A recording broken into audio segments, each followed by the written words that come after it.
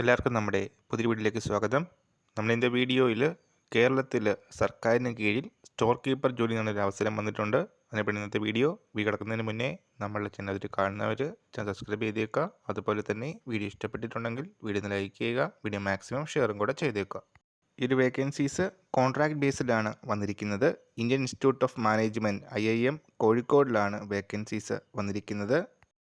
കരാടിസ്ഥാനത്തിലായിരിക്കും vacancies. 35 വയസ്സാണ് age limit. അതുപോലെ തന്നെ 24,300 രൂപയാണ് സാലറി ആയിട്ട് പറയുന്നത്.